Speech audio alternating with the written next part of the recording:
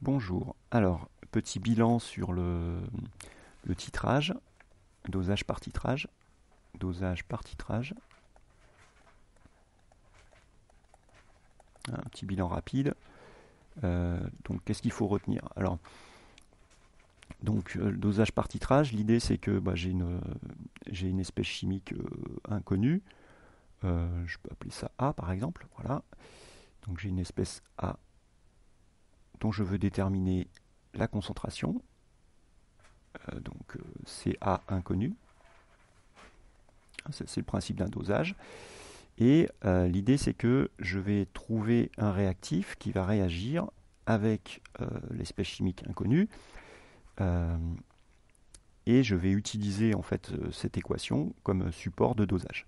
Alors l'équation support de titrage, c'est A qui va réagir avec B, hein, pour donner des produits. On ne s'intéresse pas spécifiquement à 1, 2, 3, 4 produits, c'est pas très grave.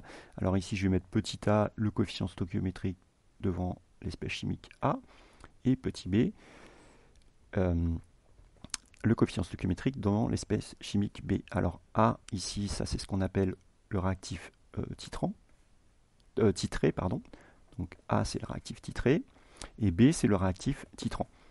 Alors l'idée, c'est on va utiliser une burette graduée avec un petit robinet ici, généralement un Erlenmeyer.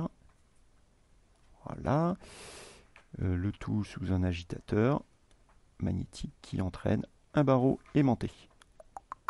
Voilà, voilà. Donc ça c'est agitation magnétique, agitateur magnétique, magnétique. Ici le petit barreau aimanté,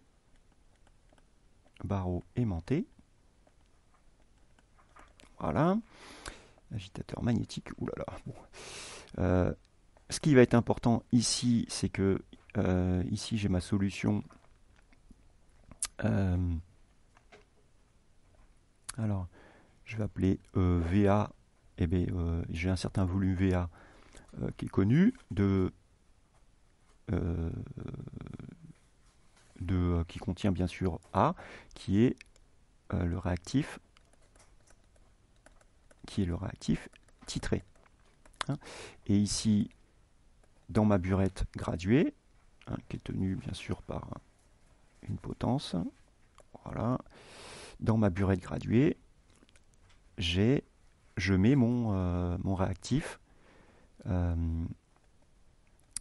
je mets mon réactif B, le réactif titrant.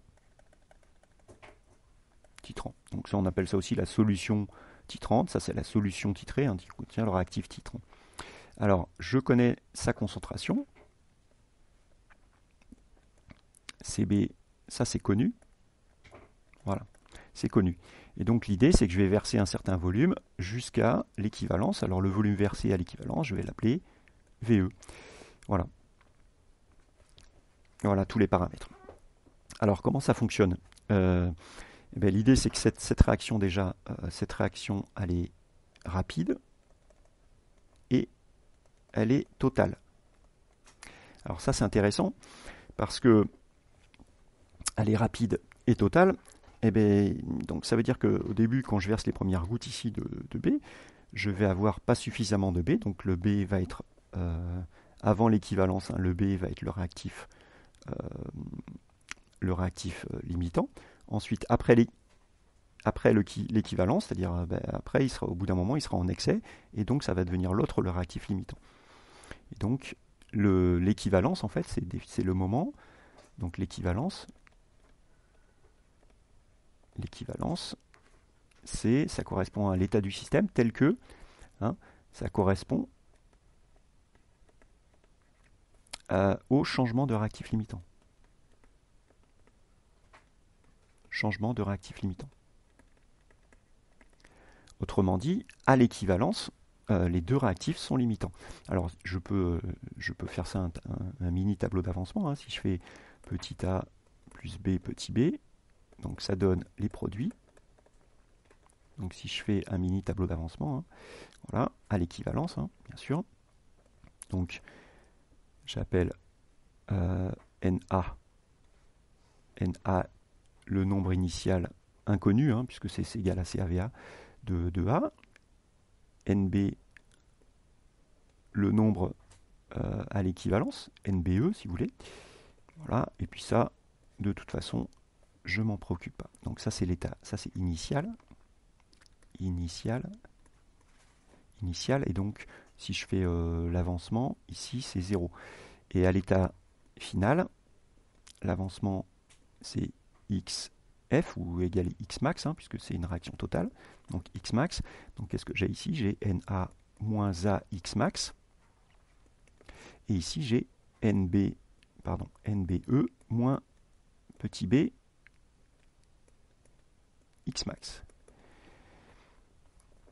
Et alors ce qui est donc à l'équivalence, hein, à l'état final de l'équivalence, hein, on a les deux réactifs sont limitants. Les A et B sont limitants. A et B sont limitants. Donc, à l'état final, donc ils ont été introduits dans certaines quantités, mais ce qui est sûr, c'est qu'ils ont réagi, donc ils ont complètement disparu. Donc ça fait Na à l'état final de A, Na moins A x max qui est égal à 0, et les deux sont limitants, hein, NB à l'équivalence moins B x max qui est égal à 0.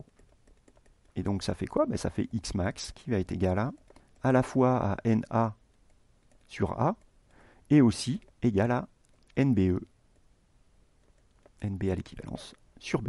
Et donc on voit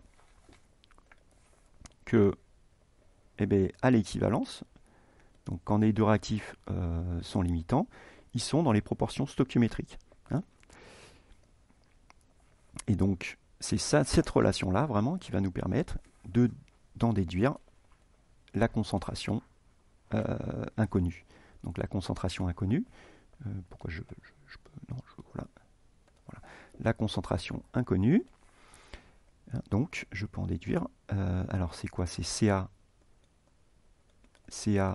VA, donc la concentration, le volume que je connais, sur petit a est égal à CB V équivalence sur petit b. Voilà. Donc, ça va me permettre de déterminer la concentration en A. Hein, donc ça fait A sur B, VE sur VA fois CB. Voilà, vous voyez, donc on peut déterminer la concentration. Alors évidemment, pour déterminer ça, il faut repérer l'équivalence. Alors comment est-ce qu'on repère l'équivalence? L'équivalence, en fait, on n'utilise pas n'importe quel produit B. Hein. Il faut que il y ait un changement de couleur. C'est-à-dire que, par exemple, si ça c'est incolore, ça c'est coloré et puis que les produits c'est incolore, au bout d'un moment, la solution, il y aura une coloration lorsque B va devenir en excès, il y aura un changement de couleur. Ça peut être aussi l'inverse, c'est-à-dire c'est coloré, et puis d'un coup, c'est lui qui est coloré, lui qui est incolore, et puis du coup, quand lui a totalement disparu, boum, ça devient incolore. Donc, ou alors on peut mettre aussi un indicateur coloré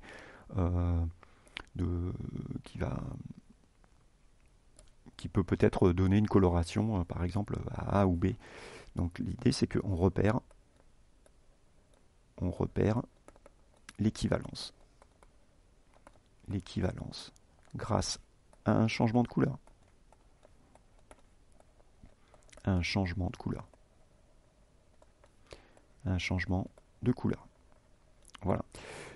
Voilà, donc j'espère que ça vous a aidé. Donc là, il y a vraiment l'essentiel. Hein. Donc ce qu'il faut retenir, c'est le montage.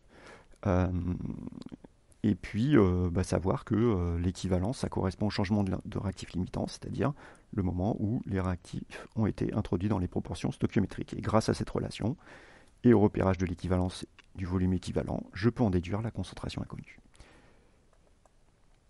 Hop, mince. Voilà. Merci.